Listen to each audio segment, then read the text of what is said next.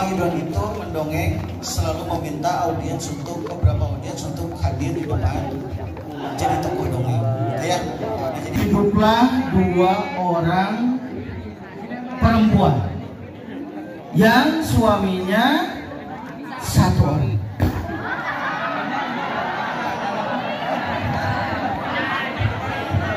Suaminya adalah seorang raja. Kerajaannya namanya Hastinapura. Apa nama kerajaannya? Hastinapura. Hastinapura.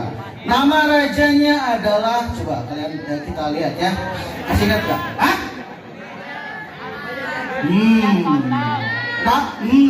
No. Ternyata udah pada kenal ya.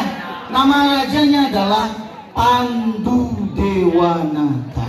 Siapa nama rajanya? Pandu Dewanata. Istrinya dua. Ya, kita kenalan dulu. Ini istri yang pertama. Oh iya, sebelum kenalan, mereka ini harusnya tinggal di istana. Tapi karena suatu peristiwa, apa peristiwanya kalian baca sendiri, mereka terusir dari istana dan sekarang mereka tinggal di hutan. Mereka terlunta-lunta, yang harusnya pakaiannya adalah pakaian para bangsawan, tapi karena sekarang terusir dari istana, mereka pakaian rakyat biasa, rakyat jelata. Ini disarungin badanmu. Zaman dulu pakaian wanita itu hanya 2 lembar kain, satu dipakai di bagian bawah, satu di bagian di kepala. Orang Sunda menyebutnya karembong. Bisa pakai sarung kan? Karembong saya.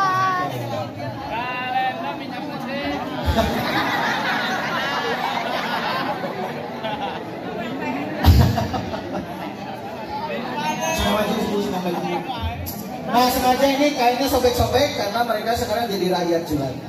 Ini karembong, hanya dipakai kemudian dibelitin di bagian kepala. Rakyat. Ini kasihan udah rakyat jelata dimakan harimau nih. Oke, tepuk tangan untuk temanmu.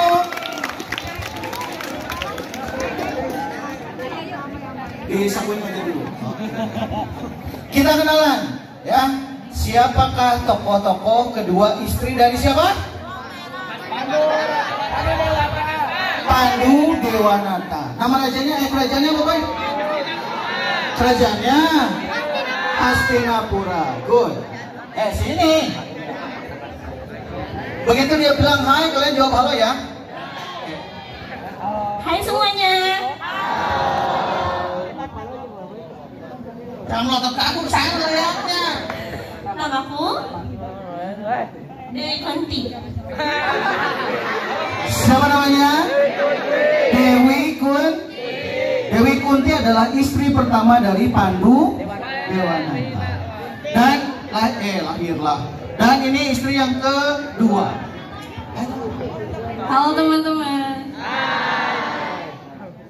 Namaku Dewi Mandri. Siapa namanya? Mandri. Yang pertama? Kunti. Yang kedua? Mandri. Suaminya?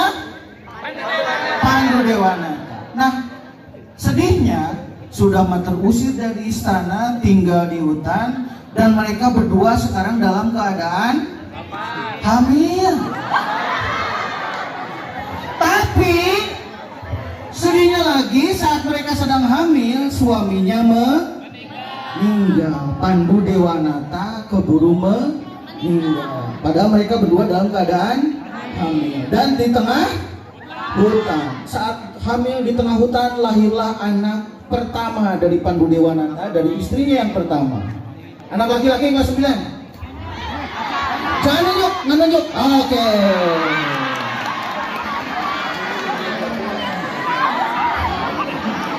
Ternyata, aku tahu dan ternyata dia dari belakang tadi sengaja maju ke sini ya, mau maju ternyata. Oke, sip.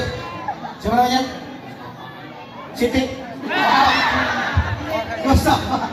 Oke, Mustafa. Dewi Kunti, ya udah sakit mulus-mulus, kemudian lahirlah anak yang pertama.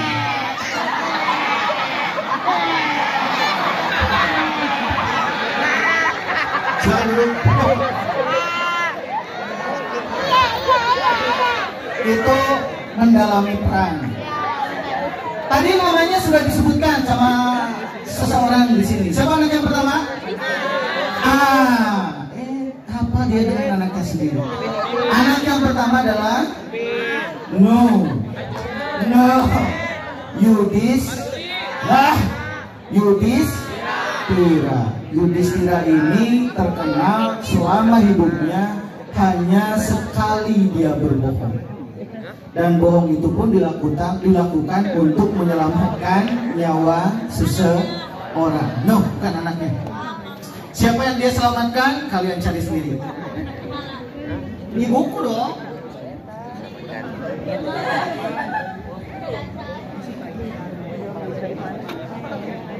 Karena dia calon raja,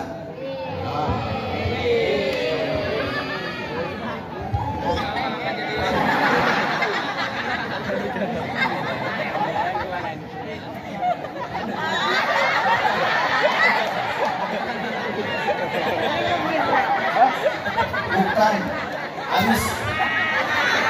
Tepukan untuk temanmu. Ini baru lahir udah pakai mahkota aja. Ya. Hai teman-teman. Si laki-laki ini nggak bilang hai. Hai laki-laki. Aku Sang Yudhistira. Nah, kisah ini sebetulnya totali tentang Yudhistira. Dia nanti kelak terkenal sebagai raja yang adil, bijak. Di cerita ini kita bisa melihat potongan bagaimana dia sebagai anak yang bijaksana. Ternyata Dewi Kunti itu tidak melahirkan satu anak. Lahir lagi yang kedua. Siapa yang berani maju? Ayo. Ayo.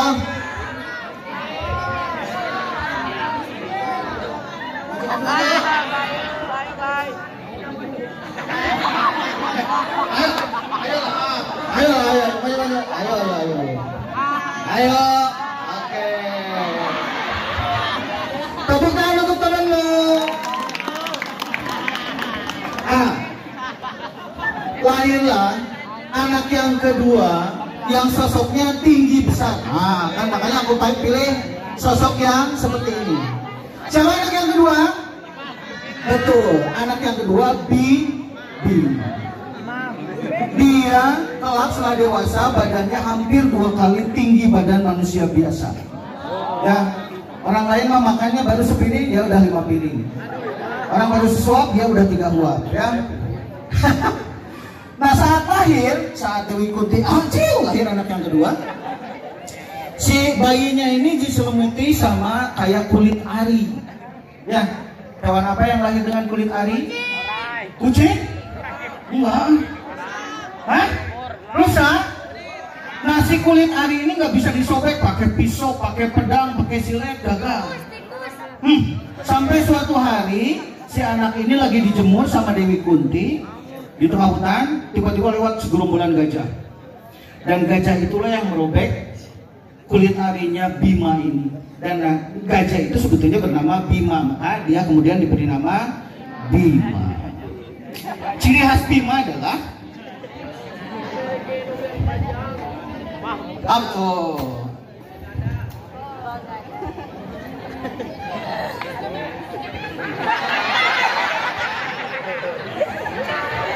Bima itu di antara jempol dan telunjuknya itu ada kuku panjang yang keluar. Kalian pernah lihat film Wolverine? Ada yang panjang gitu ya? Aku curiga dia niru dari Bima. Ya, karena dia muncul kuku yang sangat panjang, yang sangat tajam. Jempol.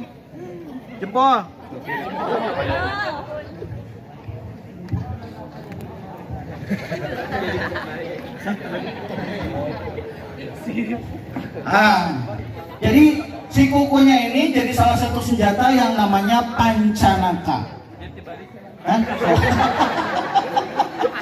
Karena jangan ngupil pakai itu, kamu masukin.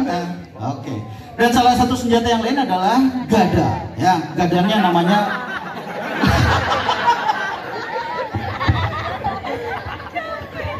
gadanya namanya rujak polo. Dan ini kukunya tadi Pancanaka. Beberapa perumahan di Cimahi namanya Pancanaka. Nah, Bima ini ciri khasnya dia kalau ngomong nggak bisa pelan, selalu menggelegar. Ya, contohnya begini, ikutin ya. Contohnya begini, kalau Bima mau ngomong nih, woi, aku Bima. Nah, gitu. Baik. Woi, aku Bima. Woi, aku Bima. Tepuk tangan untuk Bima. Bima ini kelak ditakuti sama musuh-musuhnya. Siapa musuhnya? No. Kurawa. Dia sama diseratakan dengan kekuatannya itu setara dengan 5 ekor gajah. Ya, dan sekali buok gitu udah hancur berantakan musuhnya.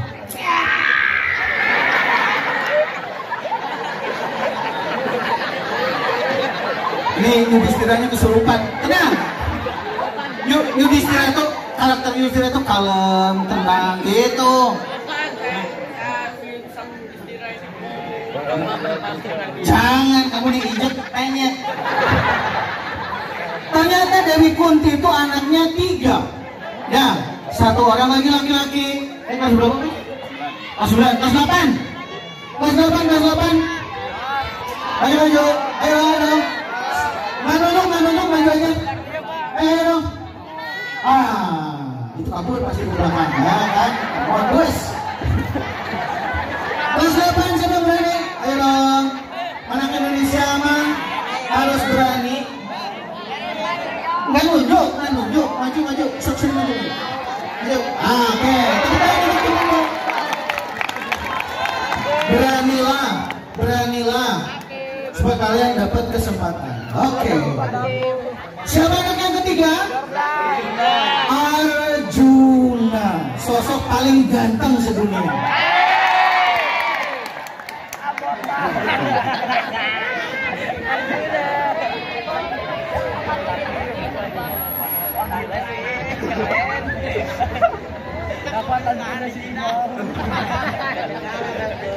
Ciri khas senjata andalan dari Arjuna adalah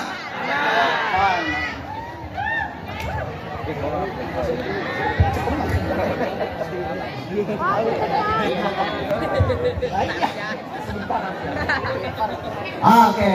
Nah, Arjuna ini dengan senjata andalannya ini sangat juga ditakuti oleh musuh-musuhnya. Teman dedek kita tuh biasanya. Gitu ya. Jika dia menembakkan panahnya ke awan dan di depannya ada musuh-musuh banyak, nanti begitu tembus ke awan, keluar dari awan itu jadi ratusan panah. Bahkan ada panah yang begitu keluarin nanti keluar jadi api, keluar jadi naga, keluar jadi alfa. Bahkan tanpa anak panahnya pun, begitu dia tarik busur panah ini, boom, gitu ya. Ini kalau musuhnya banyak ratusan di sini, ini hancur berantakan. Ya. Itulah kenapa Bima dan Arjuna ditakuti oleh musuhnya. Yang sebetulnya musuhnya adalah masih saudara mereka, sepupu mereka, ya, yang jumlahnya 100. Nah, inilah 3 anak dari Kunti. Nah, ternyata Mandrin pun melahirkan 2 anak kembar, Upin Ipin, bukanlah Nakula Sadewa. Di sini yang kembar laki-laki.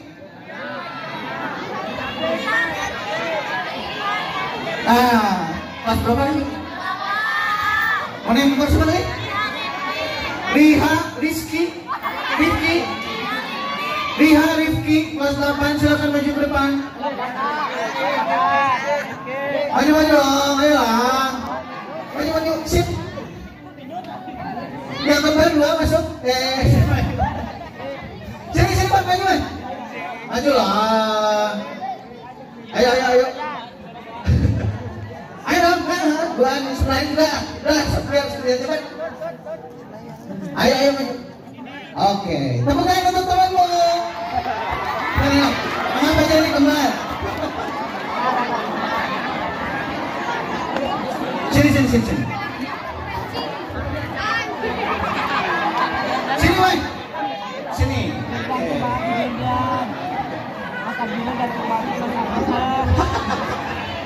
Aku jadi kembar. Tepuk tangan untuk temanmu. Dari Dewi Mandrim lahirlah 2 anak laki-laki kembar. Hanya beda 2 menit. Namanya adalah Nakula Sadewa. Mereka tidak setangguh Bima, mereka tidak sakti Arjuna, tapi keunggulan mereka adalah mereka jago dalam memainkan pedang, ya. Dan kalau mereka lari itu cepat dan nggak bunyi. Kalau kalian pernah nonton film The Hobbit, sosok yang kakinya besar pendek, tapi kalau lari itu cepat dan nggak kedengeran. Nah, aku curiga dia ngambil dari, tuh ternyata Barat ngambil dari kisah ini ya, Nakula dan Sadewa. Inilah kelima anak dari Pandu. Namanya keluarga apa ini? Cemara. Bukan. Keluarga Pandawa. Musuhnya yang sebenarnya adalah sepupu mereka, keluarga Kurawa. Kurawa itu anak uaknya mereka. Ya, tapi nanti bertempur. Ya, namanya perang Baratayuda. Perang keluarga Barata, satu keluarga. Ya. Siapa tadi anak yang pertama? Yudhistira. Yang kedua Bima. Yang ketiga Nakula Sadewa. Ini kisah ini sedih banget ya. Saat ini keluar mereka beranjak dewasa, lagi remaja, tiba-tiba Dewi Mandrim sakit, badannya menggigil, ya, keringet segede pantul keluar dari badannya, ya. Dan di saat akhir-akhir dia berpesan pada kakaknya Dewi Kunti, titip anakku. Aku sudah tidak tahan. Jangan nangis, Ma. Dan Dewi Mandrim pun pergi meninggalkan dunia yang fana. Silakan Dewi Kunti istirahat dulu, mati di sebelah sana. Sana dulu. Tepuk tangan untuk Dewi Mandrim. Nah, sedihnya lagi ternyata Dewi Kunti pun mengalami hal yang sama. Jadi nepa penyakitnya teh ya. Mati juga, Kak. Jangan atuh, kasihan. Ini nggak ada yang ngurus ya. Saat ibunya lagi menggigil, badannya kedinginan, ya, dia memanggil anak pertamanya Yudhistira. Ibu haus. Ambilkan air. Dia nyuruh Yudhistira ambilin air. Ini keadaannya tengah hutan nih. Ternyata Yudhistira kagok, dia lagi ngecat rumah. Ya, rumahnya kan lagi dibangun nih di tengah hutan. Maka dia nyuruh adiknya Bima. Ibu haus. Ibu haus. Ada ibumu juga. Ibu kita haus, ambilkan air. Oke. Ternyata Bima lagi tanggung. Dia lagi nyabutin pohon besar di depan supaya tamannya luas ya. Maka dia nyuruh adiknya. Hoi! Bima mah kudu gitu. Hoi!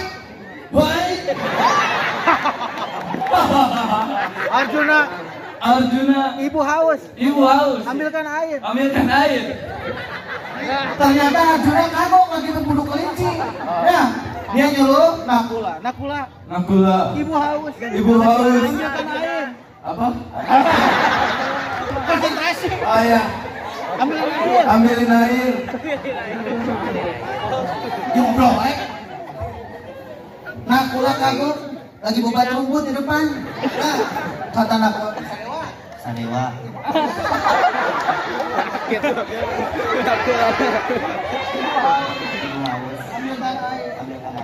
Ya, dia nggak mungkin nyuruh ibunya ya, dia pergi sendiri. Silakan meninggalkan rumah sana. Oh. 5 menit, 10 menit, 15 menit, 20 menit gak balik-balik. Padahal si ibu udah haus. Yudhistira, Yudhistira. mana air ibu? Oh,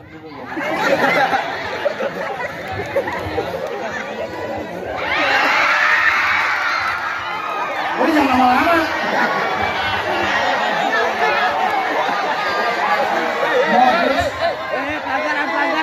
Pelanggaran. Dia masuk belum selesai nih. Bima, ibu haus. Oh, ibu haus. Ambilkan air. Oh, ambilkan air. Bima belum tuntas juga. Nyuruh ke adik. Hoi.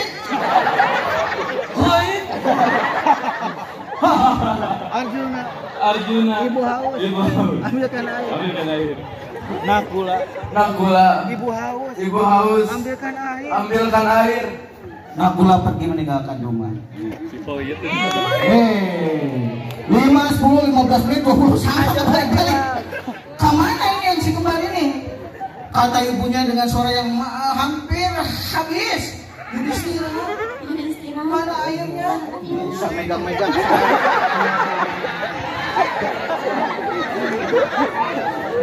Woi, Bima, mana airnya? Woi, Arjuna, mana airnya? Arjuna pergi meninggalkan rumah. Sana. 5, 10, 15 menit. Nggak balik lagi. Si ibu teh. Yudhistira.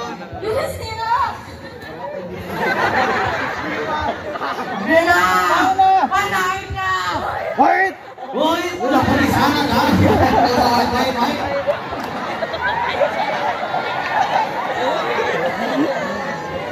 5, 10, 15 menit, 30, makin lama. Yudhistira.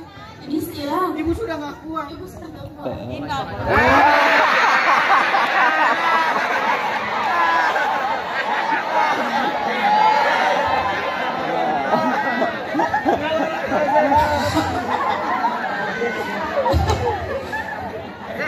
Akhirnya Yudhistira pergi mengikuti jejak adik-adiknya, ya.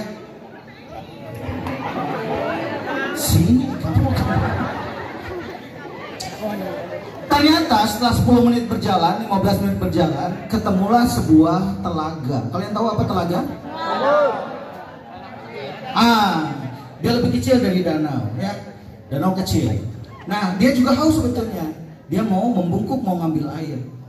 Saat dia membungkuk, dia melihat kaki yang sangat besar tergeletak di dekat situ. Jadi ada rumput-rumput tinggi dan ada kaki yang besar. Kaki siapa itu? Bima. Bima tergeletak di tepi danau dalam keadaan mati. Yudhistira kaget.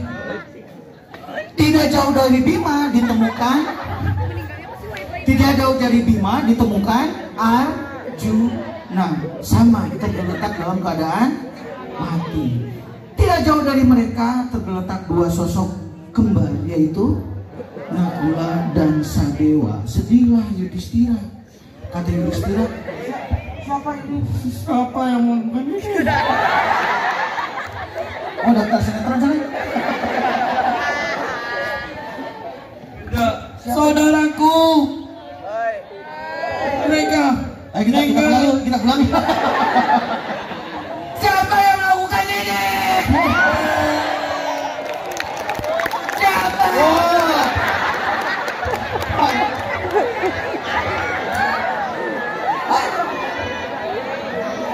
Ini lain kali kalau ada dongeng seperti ini biar dia yang mendongeng, ya. Kamu yang jadi tokohnya. Nah, saat Yudhistira sedang bingung, tiba-tiba ada sebuah suara dari danau, dari tengah danau. Kata suara itu, saudara-saudaramu mati karena tidak mendengarkan perkataanku. Mereka dibolehkan ngambil air ini, meminumnya sepuasnya, tapi harus menjawab dua pertanyaanku. Nah sekarang, kau harus menjawab dua pertanyaanku, dan kalau kau berhasil, kau boleh ngambil air dan aku hidupkan adik-adikmu. Bantu jawab deh ya. Dua pertanyaan. Yang pertama, yang menunggu kamu sana itu belum. Pertanyaan pertama, seburuk-buruknya manusia apakah yang paling buruk di dunia? Arjuna mikir. Arjuna, ini sekarang mikir. Tuh, mah ulang. Bantu dia jawab. Manusia yang terbaik di dunia adalah manusia yang terburuk yang rela sholat. Apa lagi? Hah? Durhaka. Apa lagi? Berbohong. Apa lagi? Sombong. Tidak mengingkari janji. Mengingkari janji. Melakukan hal aneh. Oh, apa? Manusia yang tak berguna. Ada? Manusia yang buruk. Apa? Oke. Kata Yudhistira, aku tahu jawaban. Aku tahu jawabannya. Manusia buruk adalah manusia yang tidak berguna.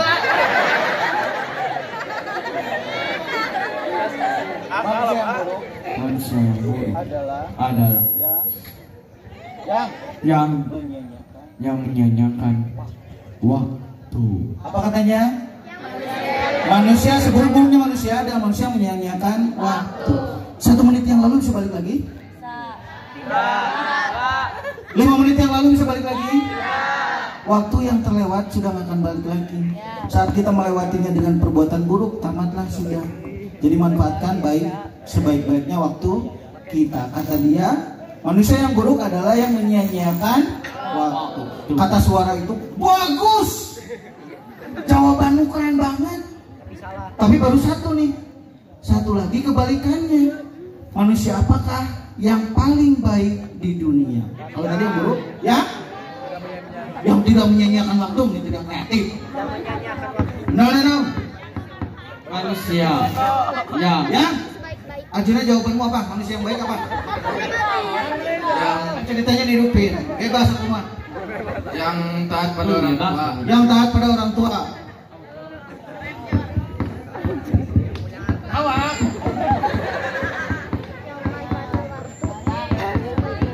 Yang paling baik adalah yang Hah? Yang ramah. Tidak menyia-nyiakan waktu.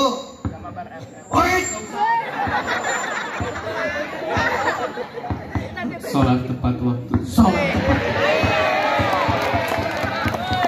Kata Yudhistira, manusia yang baik adalah yang bermanfaat dimanapun dia berada. Apa katanya?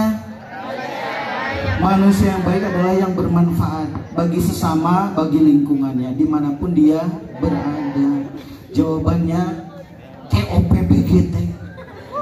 Bagus banget. Dan sebagai hadiahnya, kau boleh ngambil air sepuasmu di telaga ini. Tapi dari 4 saudaramu ini, aku hanya akan menghidupkan 1. Padahal mereka akan menghadapi perang besar melawan keluarga Kurawa yang jumlahnya 100. Kalau kamu jadi Yudhistira, kamu pilih siapa? Arjuna, Nakula, Sadewa, Bima. Kamu pilih siapa? Kenapa kalah tuh? Kenapa Arjuna? Oh, ganteng. Ganteng. Dasar kepo. Kamu milih siapa? Arjuna. Kenapa Arjuna? Karena dia memiliki kekuatan yang Kesaktian dengan panahnya. Kamu milih siapa? Bima. Kenapa Bima? Suka sholat. Bima karena sholatnya tepat waktu. Kamu milih siapa? Arjuna. Kenapa Arjuna? Karena teman aku. Karena teman aku. Cong yang pilih Arjuna, yang kesaktiannya luar biasa dengan anak panahnya. Oke, Cong yang pilih Bima. Woi, ini penggemar kekuatan nih cowok-cowok. Cong Nakula. Cong Nakula. Cong Sadewa. Kenapa kamu pilih Nakula? karena bisa pakai pedang. Bisa pedang. Kamu milih siapa tadi? Milih siapa tadi? Milih semua? Dari 4 anak adikmu ini, kamu akan hanya boleh memilih 1. Yudhistira bingung. Dia pilih siapa ya? Dan akhirnya kata Yudhistira, Memilih menghidupkan Nakula. Yudhistira memilih menghidupkan Nakula. Disinilah hebatnya Yudhistira. Kenapa dia memilih Nakula? Hah? Mendekati. Good. Sekarang pertanyaannya nih ya, kenapa dia memilih Nakula? Ini hebatnya Yudhistira. Kalau dia milih Arjuna, kalau dia milih Bima, Dewi Kunti anak yang hidup berapa? 2.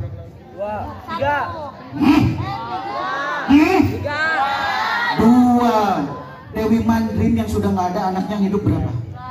Nggak ada. Itulah adil dan bijaksananya Yudhistira.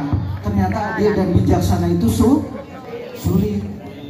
Dari sekian ratus orang berapa yang milih Nakula? Dan mungkin kita nggak tahu alasannya kenapa ya. Dan alasan Yudhistira dia memilih Nakula supaya ibunya Kunti punya anak yang hidup 1. Siapa? Yudhistira. Dan Dewi Mandrim yang sudah nggak ada punya anak yang hidup 1, yaitu Nakula. Itulah adil dan bijaksananya Yudhistira. Sehingga dia kelak jadi raja ya luar biasa bijak. Kata suara itu bagus. Jawabanmu keren banget. Sebagai hadiahnya aku hidupkan semua adik-adik. Tepuk tangan, baik, maju ke depan. Ternyata adil dan bijaksana itu nggak mudah, tapi hadiahnya yang akan didapat luar biasa. Saudaraku berpelukan. Nah, itulah potongan kisah hanya stupid aja dari kisah panjang yang berjudul Maha